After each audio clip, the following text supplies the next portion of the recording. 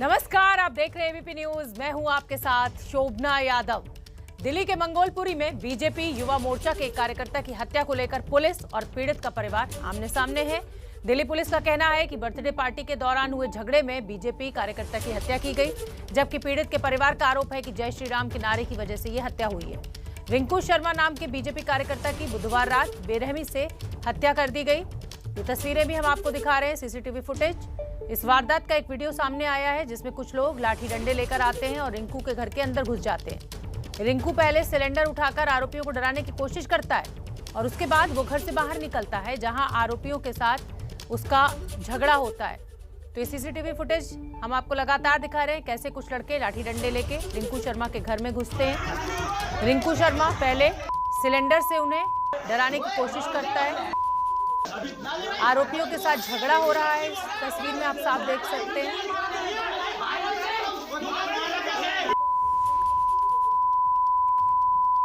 और जब रिंकू शर्मा घर से बाहर निकलता है जहां आरोपियों के साथ उसका झगड़ा होता है और इसी के बाद चाकू मारकर उसकी हत्या कर दी जाती है। पुलिस ने वारदात के चारों आरोपियों को गिरफ्तार कर लिया है। परिवार का कहना है कि आरोपियों ने अस्पताल जाकर भी रिंकू शर्मा पर हमला किया। ये तस्वीर भी आप देख सकते हैं, बहुत कम उम्र का ये युवा।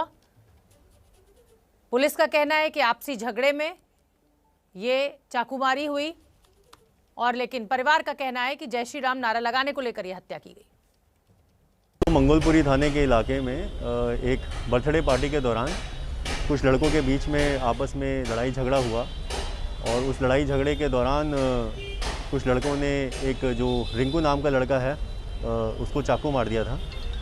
तो इसमें 4 लड़कों के नाम शामिल आए थे, चारों को हमने अरेस्ट कर लिया है और आगे की कार्रवाई हम कर रहे हैं। पुलिस है वो ये कह रही थी कि धार्मिक कोई मुद्दा नहीं है, आपसी विवाद का मामला है। वो गलत कह रही है पुलिस। मेरे बच्चे तो बिजनेस करते ही नहीं है बेटा, उनको टाइम नहीं है। वो तो बालाजी आप पता कर सकते हो, पूरा स्टाफ आया उसका रो रहा है सारा। रिंकू जैसा बेटा, राम जैसा बेटा खो दिया तूने। और इसी खबर पर ज्यादा अपडेट लिए हुए अभिषेक रावत हमारे सहयोगी जुड़ रहे हैं। अभिषेक, मैं आपसे जानना चाहूंगी कि ये जो विवाद है पुलिस और परिवार का, क्या आपका जो इन्वेस्टिगेशन कह रहा है, क्योंकि आप वहां जमीन पर मौजूद हैं, क्या कुछ कहना है वहां मोहल्ले वालों का? देखिए शोभना, यहाँ पर जो अभी तक हमारी बात हुई है तो यहाँ पर जो मोहल्ले वाले हैं उनकी भी अपनी अलग अलग बात है। कोई ये बात कह रहा है कि जो लड़ाई झगड़ा है वो धर्म को लेकर ही शुरू हुआ था। कुछ महीने पहले की बात ये बता रहे हैं कि जब राम मंदिर के लिए चंदा इकट्ठा करने की बात हुई थी तो उसको लेकर विवाद हुआ है। कुछ का ये कहना है कि ये दोनों परिवार बहुत पुराने ही इस गली में रह रहे हैं और दोनों पक्षों का जो झगड़ा है वो किसी और कारण से है, इनका कोई धार्मिक विवाद नहीं था। लेकिन अब जो हत्या हुई है उसके बाद जो है फिर ये धार्मिक बात सामने आई है। तो कुल मिलाकर जो है बात अलग अलग तरीके से मतलब सामने आ रही है। लेकिन जो पीड़ित पक्ष है, जो पीड़ित परिवार है, वो लगातार ये बात कह रहा है कि धर्म की वजह से जो है उनके बेटे पर हमला किया गया है और ये जो हत्या है उसको अंजाम दिया गया है। पक्ष भी सामने आया है, चारों आरोपियों को गिरफ्तार किया जा चुका है। पूछताछ में क्या कुछ निकलकर सामने आ रहा है, कोई आपके पास जानकारी? देखिए, पूछताछ की जो बात है वो अभी जो पुलिस का पक्ष आया है, पुलिस ने बार बार यही बात करी है शुरू से लेकर अभी तक की कि जो झगड़ा है वो बर्थडे पार्टी से शुरू हुआ था।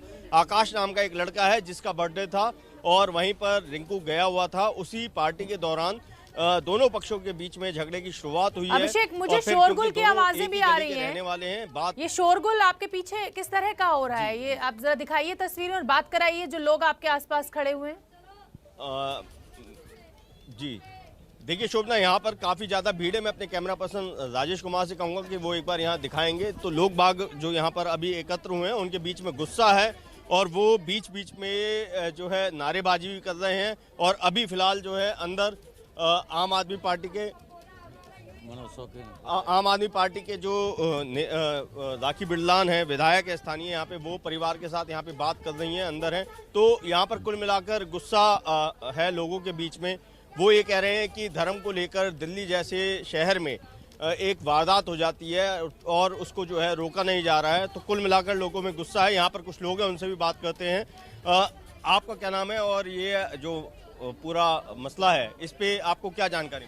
देखिए, मेरा नाम राजपाल है, मैं आपकी बात सुन रहा हूँ। दिल्ली पुलिस का जो भी आपसे जो बयान दिया गया ना, ये 100% असत्य है। ये मामला 5 अगस्त से शुरू हुआ है, जब राम मंदिर की भूमि पूजन का कार्यक्रम था, उसके पश्चात जो हमने जुलूस निकाला। 26 जनवरी को जब हमने दोबारा इस विषय पे जुलूस निकाला है, तो भी ये रहा है। जहाँ तक परिवार की बात है, झगड़े की बात है, यही लड़का है जिस इस पीड़ित परिवार का जो लड़का जो जिसकी डेथ हुई है, सामने वाले को, उसके पिताजी को कोरोना काल में हॉस्पिटल में भर्ती कराने वाला यही रिंकू सिंह है। उसके परिवार को 2 ब्लड यूनिट स्वयं देने वाला यही लड़का है। मुझे समझ में नहीं आता पुलिस वाले ऐसी मन गलत कहानियां क्यों बना रहे हैं। ये मामला 100% धर्म के आधार पर है। कल वही लड़के, आज दिल्ली पुलिस ये क्यों नहीं बता रही है, जो लड़के अरेस्ट किए गए थे, पुलिस स्टेशन में बैठकर उन्होंने अल्लाह अकबर के नारे लगाए हैं, पुलिस स्टेशन के अंदर बैठ के पुलिस वालों के सामने लगाए हैं। ये कितना चिंताजनक विषय है। ये देखिए शोभना, ये एक और नई बात सामने आई है जो अपने में बहुत बड़ी बात है। जिस तरीके से बता रहे हैं और ये दावा कर रहे हैं कि जो आरोपी हैं उन्होंने मंगोलपुरी थाने के अंदर बैठ के धार्मिक नारेबाजी करी है। तो यहाँ पर कुल मिलाकर जितने भी लोग हैं वो अपनी एक जब उनसे बात हो रही है तो हर बार एक नई बात सामने आ रही है।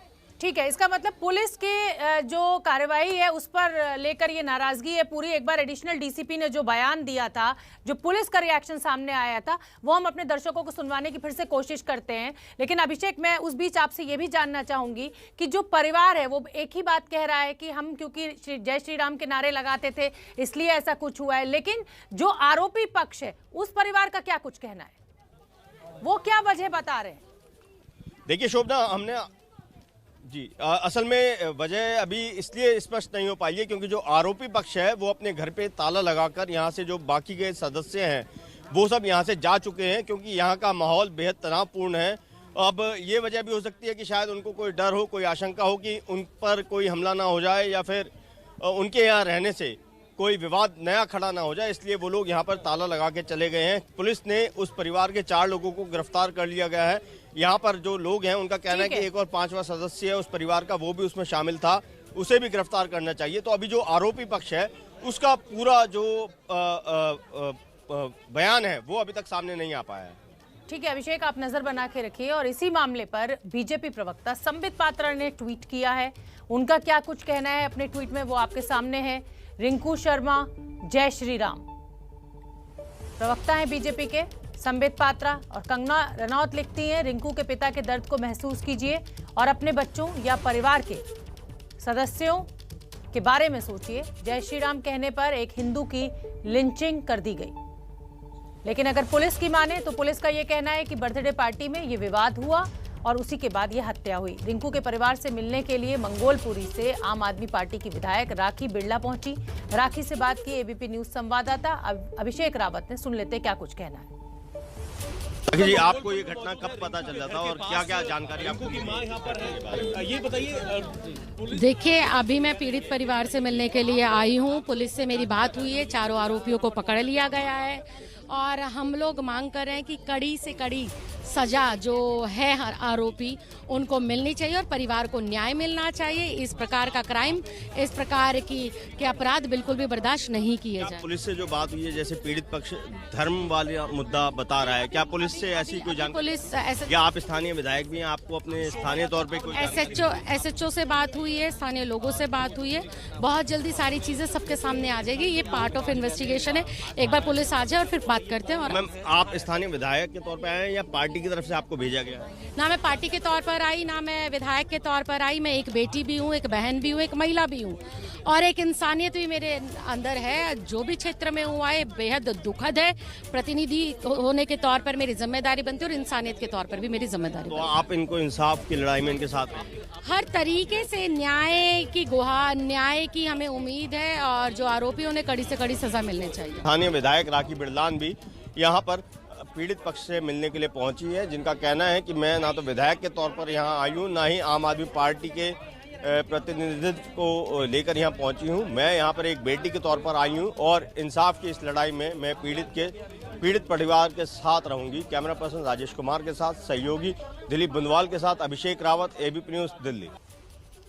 तो ये तो विधायक आम आदमी पार्टी की राखी बिरला को हमने आपको सुनवाया। पीड़ित परिवार का यही कहना है कि दिल्ली पुलिस ने जांच ठीक से नहीं की, ये जय श्री राम के नारे को लेकर ही हत्या हुई है। एक बार सुन लेते हैं एडिशनल डीसीपी का क्या कहना है दिल्ली पुलिस के। तो मंगोलपुरी थाने के इलाके में एक बर्थडे पार्टी के दौरान कुछ लड़कों के बीच में आपस में लड़ाई झगड़ा हुआ और उस लड़ाई झगड़े के दौरान कुछ लड़कों ने एक जो रिंकू नाम का लड़का है उसको चाकू मार दिया था। तो इसमें 4 लड़कों के नाम शामिल आए थे, चारों को हमने अरेस्ट कर लिया है और आगे की कार्रवाई हम कर रहे हैं। अभिषेक रावत लगातार हमारे साथ बने हुए हैं। अभिषेक, पुलिस का पक्ष हमने अपने जो दर्शक हैं उनको सुनवाया, पीड़ित परिवार का पक्ष जो है वो आप हमें बता रहे हैं, आरोपी पक्ष जो है उसका पक्ष अभी सामने नहीं आया है, लेकिन पुलिस की क्या मंशा होगी? अगर ये पूरा मामला राम मंदिर को लेकर उस रैली में हुए झगड़े को लेकर होता तो पुलिस की जांच में वही सामने आता और वही बयान अधिकारियों के द्वारा दिया जाता।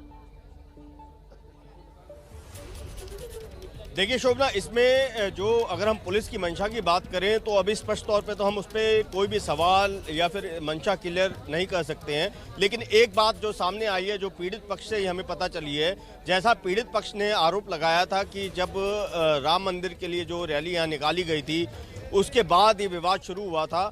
तो मैंने जो मृतक है रिंकू, उसके भाई से जब बात करी थी मन्नू से, तो मन्नू से ये भी पूछा था कि जब सबसे पहले आपका जो झगड़ा हुआ था धर्म को लेकर, क्या आपने अपनी तरफ से पुलिस के पास कोई शिकायत दी थी या पुलिस के पास आप गए थे? तो उनका कहना था कि नहीं, हम पुलिस के पास नहीं गए थे, ना ही हमने पुलिस से शिकायत करी थी, क्योंकि मोहल्ले की बात थी, मोहल्ले में ही वो बात सुलझा ली गई थी।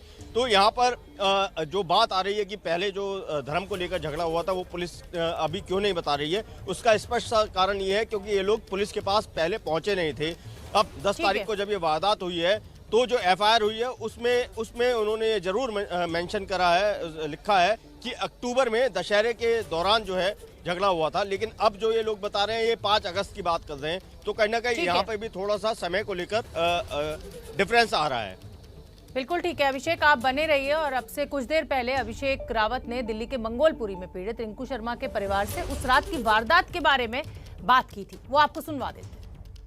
राजधानी दिल्ली के मंगोलपुरी इलाके में एक युवक की हत्या का मामला सामने आया है, जिसके बाद ये पूरा मामला अब सांप्रदायिक भी हो चुका है।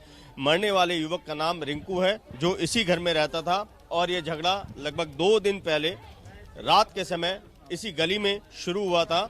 आपको बता दें, ये सामने जो भीड़ नजर आ रही है, इसी गली में जब वो जो रिंकू है एक बर्थडे पार्टी से घर लौट रहा था, तो सामने ही जो दूसरा पक्ष है वहाँ पे युवक थे जिन्होंने रिंकू को रोककर उसके साथ कुछ कहासुनी करी। उसके बाद यहाँ पे झगड़ा शुरू हो गया। ये घर है रिंकू का, और आगे क्या हुआ, कैसे बात बढ़ी और क्या क्या झगड़ा हुआ, कैसे फिर रिंकू पे कातिलाना वार हुआ, उसके बारे में रिंकू के भाई से बात करते हैं। क्या नाम है आपका? मन्नू शर्मा।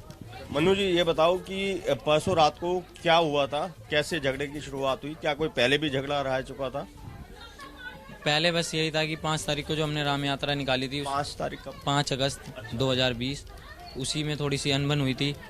तो ये हमारे मंदिर और प्रतिदिन मंगलवार हम हनुमान चालीसा का पाठ करते हैं, तो ये लोग उसका विरोध करते थे। उसी टाइम से भाई को धमकियां दी जा रही थी कि हम तेरे को छोड़ेंगे नहीं, ये कर देंगे, वो कर देंगे। आपने कभी इससे पहले आपकी तरफ से या रिंकू की तरफ से कोई पुलिस कंप्लेंट करवाई गई कि धमकी दी जा रही है? नहीं सर, हमने कुछ नहीं करवाई थी। उस टाइम भी हमने बैठे बैठे बात हो गई थी। तो लेकिन कल इन्होंने भाई को जैसे ही अकेले देखा तो पीछे से वार करते हुए आए। तो भैया अचानक से भगे भगे घर पे आए। जब गेट मैंने खोला तो ये पीछे से 10-15-20 लोग डंडे चाकू लेके आए थे। तो भाई पहले डंडे वगैरह मारने लगे, और जैसे ही भैया बाहर अकेले फंस गए तो भैया को 10-20 मीटर की दूरी पे ले जाके चाकू मार दिया। जो आरोपी हैं वो आपके गली के रहने वाले? हाँ जी, आसपास के रहने वाले हैं। और क्या क्या नाम? एक का नाम है नसरुद्दीन, और एक का पूरी फैमिली थी इनकी, 5 भाई, नसरुद्दीन, मेहताब, जाहिद और क्या कहते हैं ताजुद्दीन, और ये पूरी फैमिली थी इनकी बस।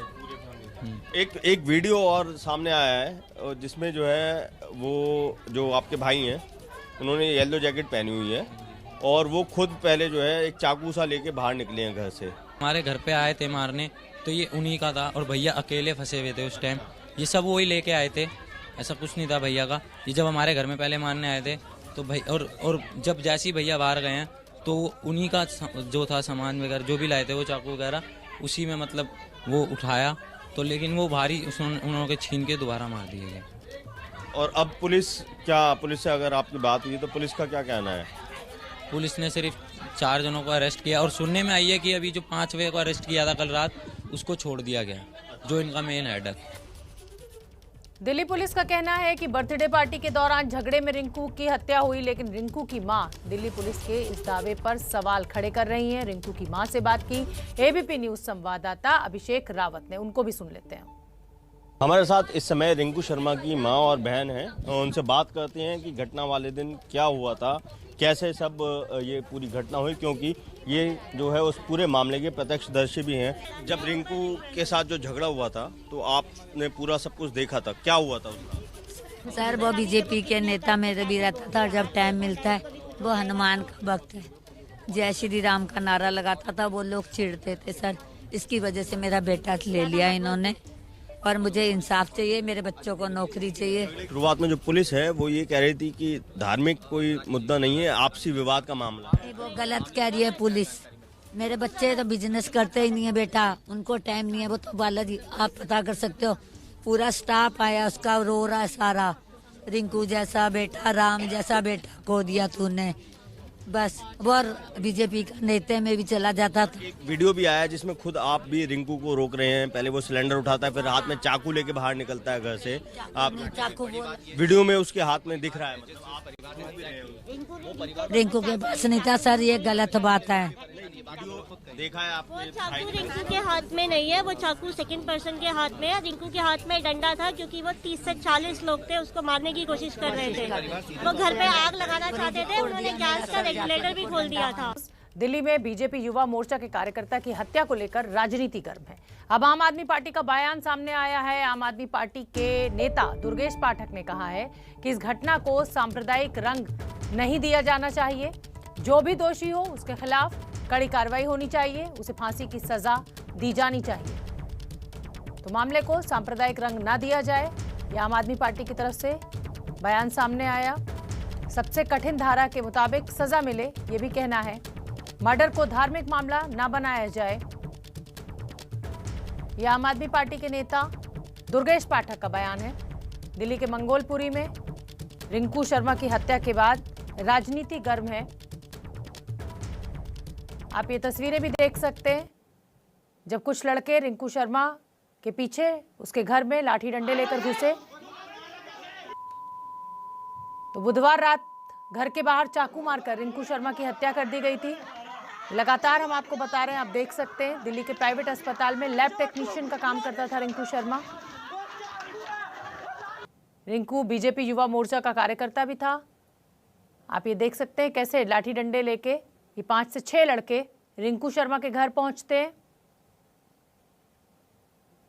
और उसके बाद रिंकू शर्मा पहले सिलेंडर से अपना बचाव करने की कोशिश करता है। उसके बाद ये सभी लड़के बाहर आते हैं और हत्या होती है। परिवार का आरोप है कि राम मंदिर को लेकर रैली के दौरान कुछ युवकों से झगड़ा हुआ था। जय श्री राम का नारा लगाने को लेकर यह हत्या हुई है।